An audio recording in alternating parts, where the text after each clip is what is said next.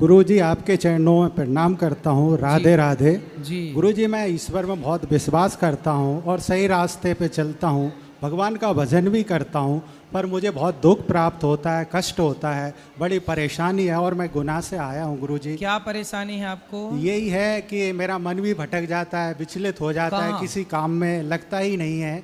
क्या और करते हो आप? मेरी तेल की दुकान है, मैं शुद्ध तेल निकालता हूँ सरसों से, मूंगफली से। तेल?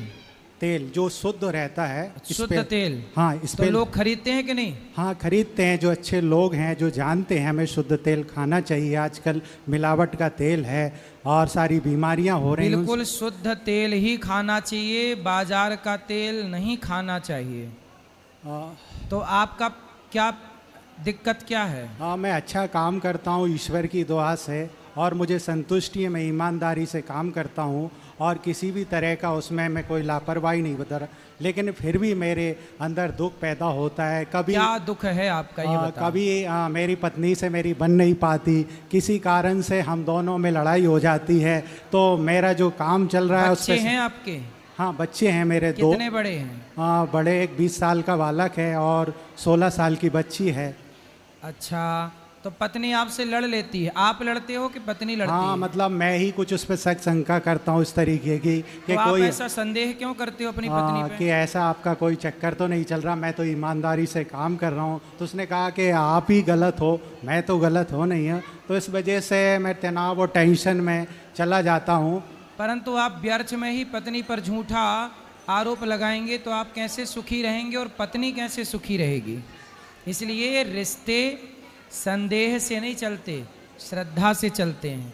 पत्नी पर श्रद्धा रखो, है ना? और पत्नी जो है वो गलत नहीं है, आपके साथ खड़ी है कंधे से कंधा मिलाकर। यदि आप कह रहे हो कि ये गलत है तो एक बार उसे देखो कि कहाँ गलत है। बिना प्रमाण के किसी को गलत कहना भी तो पाप है ना। आप कैसे कह सकते हैं किसी को कि ये गलत है?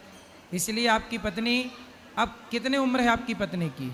वही 40 साल उम्र है। अब 40 साल में कहाँ भटकेगी? अभी भी मन भटक रहा है 40 साल में? नहीं तो मैं इस चीज़ से बड़ा परेशान रहता हूँ। मैंने तो कहा आपको कन्फर्म है कि किसी के साथ चक्कर है? हाँ कन्फर्म, मैंने कभी देखा तो नहीं, लेकिन मुझे ऐसा महसूस होता है कि इसका कहीं ना कहीं कुछ चक्कर चल रहा है, इसलिए मुझे वो ढंग से बात भी नहीं करती, ऐसा मुझे फील होता है। कितने साल से? 2-3 साल से मैं देख रहा हूँ। पहले मैं अच्छा, तो 2-3 साल पहले उसका व्यवहार अलग था आपके प्रति, अच्छा व्यवहार था? हाँ मतलब अच्छा व्यवहार था और मेरे साथ अच्छा वार्तालाप था। अब कुछ दिनों से ऐसा मुझे लग रहा है कि उसका वार्तालाप भी ठीक नहीं है और वो मेरे से ढंग से बात भी नहीं करती, इस वजह से। तो फ़ोन पे आप जब फ़ोन लगाते हो तो बिजी रहता है, कहीं चेक नहीं करते मोबाइल? वो अपने माता पिता से, अपनी बहनों से ज़्यादा बात करती रहती है, इसलिए हमारे माता पिता से हमसे थोड़ा उसका लगाव कम है, तो इस वजह से भी बड़ी। तो कभी गलत चक्कर होता तो आपके बच्चे तो कभी देखते? तो बच्चों से पूछा आपने, कभी देखा है ऐसा? बच्चे तो मेरे बाहर रहते हैं, एक कोटा रहता है, एक बेटी है वो वहीं गुनाह रहती है, वो भी तैयारी करती रहती है, तो उसको भी इस चीज़ से कोई ज़्यादा वो नहीं है। अब मैं इसलिए कहा कि मैं चिंतित परेशान हूँ, तो मैंने कहा वृंदावन चलते हैं और भागवत वहाँ चल रही है, हो सके गुरुजी अपने मार्ग को बदल दें और इन गलत। तो पत्नी आई है? नहीं वो तो नहीं आई, मेरी उनसे लड़ाई हो गई। तो किस बात पे लड़ाई हो गई? इसी बात पे से लड़ाई हो गई हम दोनों की, और मैं वृंदावन आ गया और उसको वहीं पे छोड़ के, तो ये बड़ी परेशानी। आपने पत्नी से पूछा नहीं कि तुम मेरे से बात नहीं करती हो, इसका क्या कारण है? क्या बोला उसने? उन्होंने मुझे ही गलत बोला कि आप ही गलत हो, आप गलत शंका करते हो, मैं तो अपनी जगह सही हूँ, आपको गलत लगता है तो आपको जो अच्छा लगे वो करो। तो हाँ, तो फिर देखो, हो सकता है आप गलत हो, आपकी शंका गलत हो, संदेह जो आप कर रहे हैं वो भी तो गलत हो सकता है ना?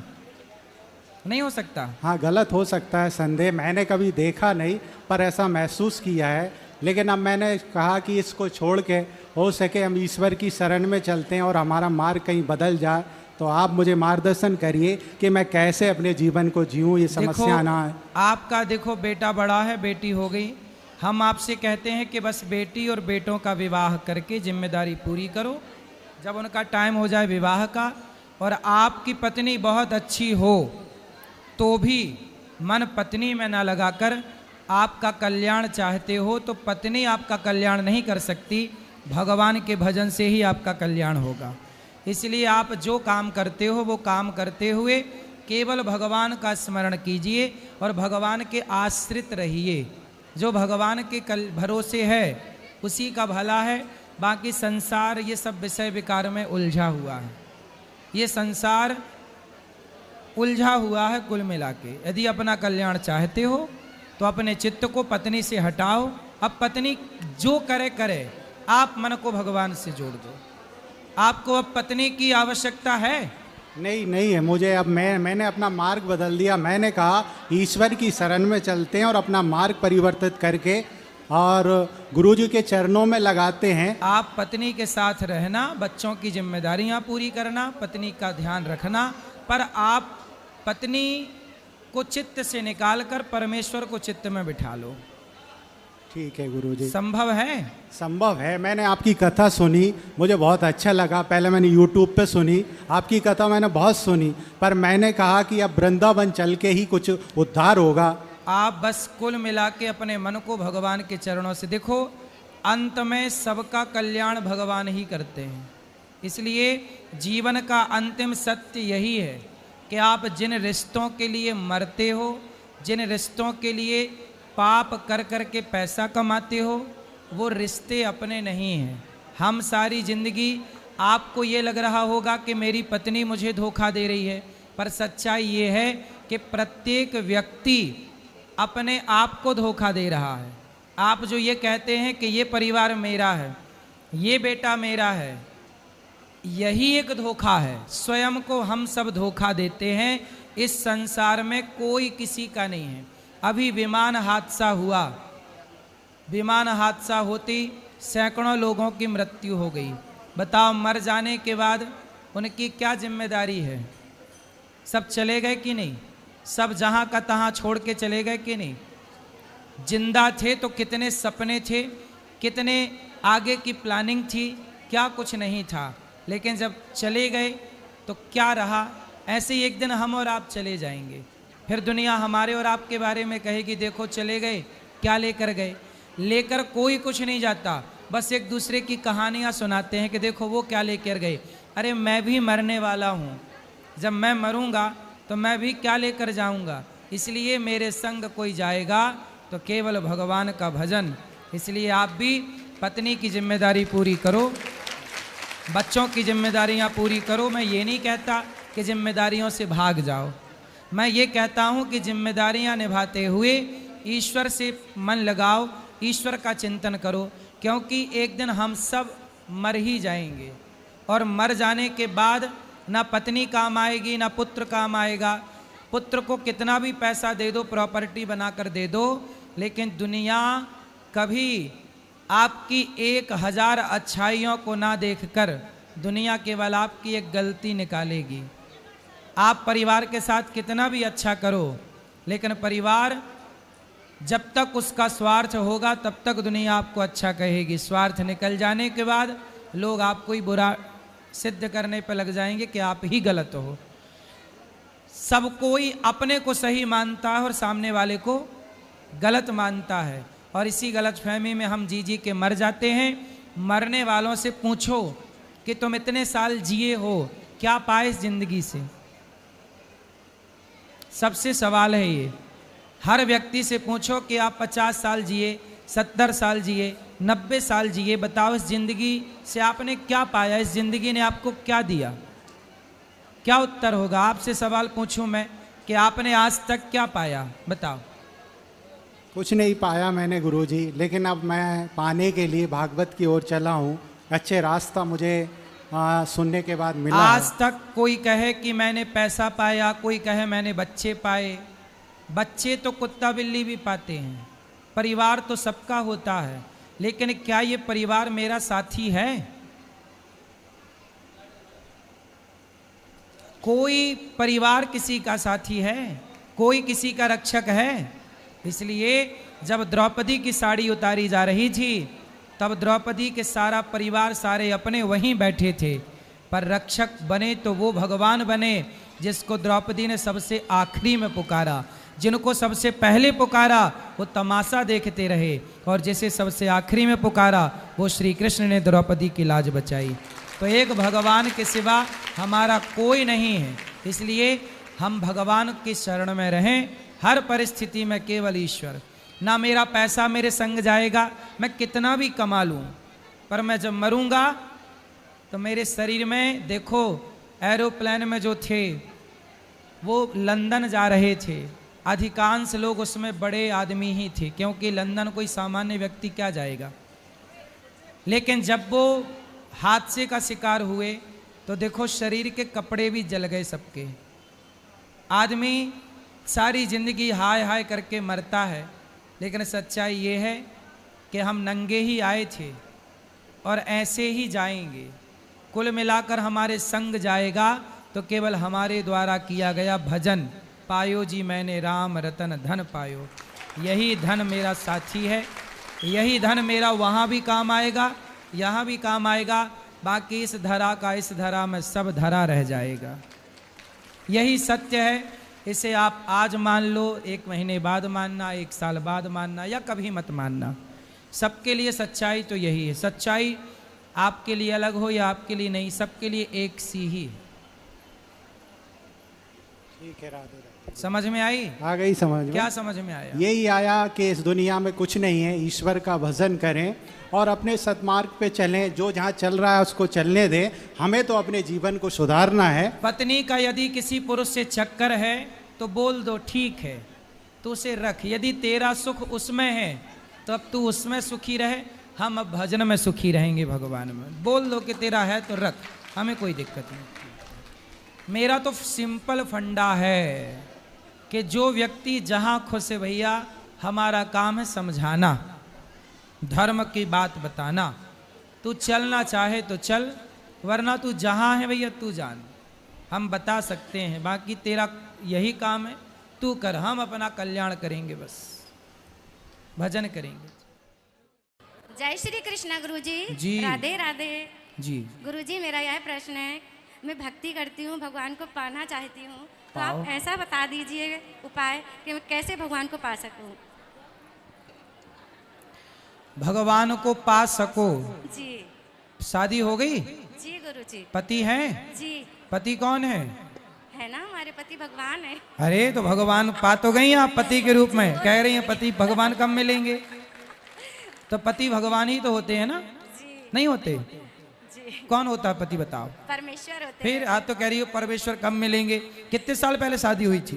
25 साल हो गए। हेलो, 25 साल पहले ही मिल गए आपको परमेश्वर? नहीं पहचान पाई आप? पहचान लिया गुरुजी, लेकिन भगवान को पाना है मुझे। हैं? मुझे भगवान को पाना है। पति भगवान नहीं है मतलब है? फिर कौन से भगवान को पाना है? जिनकी मैं भक्ति करती हूँ। अनुसुईया जी ने पति की सेवा करके ही ब्रह्मा विष्णु महेश को गोद में खिला लिया। नारी पतिव्रता होए तो ब्रह्मा विष्णु घर में आके तुम्हारे नाचें, क्या बड़ी बात है। भगवान वश में होते हैं नारी के, पतिव्रता नारी। पति को परमेश्वर मानकर सेवा करो, तुम्हारे द्वार पर नारायण ना जाए तो कह देना। जी, मुझे आभास होता है गुरुजी, बहुत ऐसे संकेत होते हैं कि जिससे मुझे भगवान मेरे पास में रहते हैं। बिल्कुल, मैं बता नहीं सकती, मुझे बहुत अनुभव होता है। आस पास ही रहते हैं मैं भगवान। प्रत्यक्ष देखना चाहती हूँ गुरुजी। जी। उसके लिए और क्या करना पड़ेगा? बस पति की सेवा करो बिंदास। जी। आशीर्वाद चाहती हूँ गुरुजी, मेरे पूरे परिवार पर आशीर्वाद रहे। खुश रहिए। यहाँ दो बात करो, यहाँ ये बेटा बात कराओ, यहाँ बैठो, मैं ये सब बैठो। राधे राधे गुरुजी। जी। आपके चरणों में मेरा सादर प्रणाम। खुश रहिए। कैमरा थोड़ा दूर कर लीजिए क्योंकि मेरी बहन देख रही होगी। नहीं बहन तो देखेगी कैमरा तो। नहीं, वो जो मैं आपसे पूछने वाली हूँ ना, उससे उसको थोड़ा ज्यादा दुख होता है। अच्छा जी। पर कैमरा तो रहेगा ही। नहीं क्या? तो फिर ऑफ कैमरा पूछ लेना बाद में जब यहाँ से उठे। यहाँ जो बोलोगी वो सारी दुनिया सुनेगी। तो मैं आपसे एक प्रश्न पूछती हूँ, उसमें कैमरा चालू रहे बट दूसरे में ना रहे। क्या प्रश्न क्या है ये बताओ। प्रश्न कैमरा चालू है। कैमरे तो भी चालू हैं, बाद में पूछ लेना फिर। मेरे पापा की जब डेथ हुई थी तो जब हम लोग छोटे छोटे थे, फिर उनको जब जला करके आए कुछ लोग, उनमें से थे 1-2 लोग जिन्होंने कहा कि मतलब वो जिंदा थे। पिताजी? हाँ। तो मतलब ये है तो कि पिताजी की डेथ कैसे हुई थी? अब 1 हफ्ते तक उनको बुखार था, इलाज हुआ, फिर उसके बाद पता नहीं कैसे क्या हुआ, अचानक से उनकी डेथ हो गई ठीक होने के बाद। फिर और मतलब उसमें ये भी था कि पीपल की लकड़ी कुछ मजदूर लोग काट के हमारे खेत में लगवा दिए थे। हम लोग तो इस बात को नहीं मानते, लेकिन जैसा कि सुना सबसे, मगर उसमें समझ में नहीं आ रहा है। जैसे हम लोगों को याद आता है, मेरी और मेरी बहन को पता है, तो हम लोग रात भर हम लोग सो नहीं पाते। प्रश्न क्या है, मेरे से क्या पूछना? कि जिंदा थे, जिंदा रहते हुए, मतलब रात भर तो वो ऐसे मृत शरीर पड़ा रहा हम लोग के सामने, है ना।